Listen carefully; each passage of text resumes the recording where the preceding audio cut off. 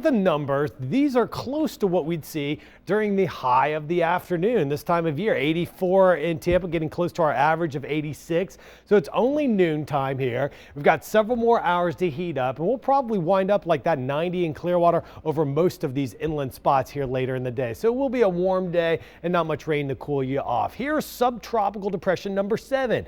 It gets the name subtropical, not tropical depression, because upper level winds are mainly driving this storm. It's built a little differently than a tropical depression.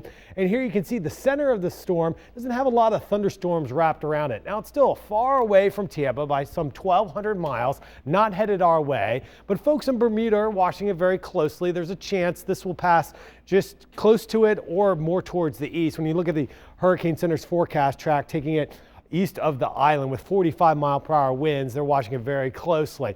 But for us, we're not worrying about that. Invest number 90, this is a second system behind number 7. This is still way out here over the Atlantic, Central Atlantic. There's the Lesser Antilles. And long-range forecast models do take this a little bit further west with it as we head into the middle part of next week. But we're talking about cold fronts, and it's these cold fronts that steer and turn them away from Florida this time of year. We're not seeing any of the cold air showing up here over Florida, just mostly sunny skies. But you're going to feel a cool down here as we head into Tuesday and for Wednesday of next week. Now today, high temperatures will be on the warm side, especially over the inland zones getting into the 90s. And we're going to stay in the 90s both today, tomorrow, and into Sunday. But Monday we'll start to see some changes.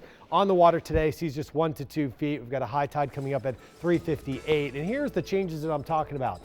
Not much going on over the weekend, but for Columbus Day, some scattered afternoon storms start to pop up. Then as we head into Tuesday, we will have rain. That's the front that comes through with a 60% chance of showers. And notice cooling down into the low 80s here as we head towards the end of the week. The humidity drops like a rock too as we head to next week, so that'll be a nice fall-like treat for us. WTSP.com, you can get interactive with this map here and track many of the tropical systems and the local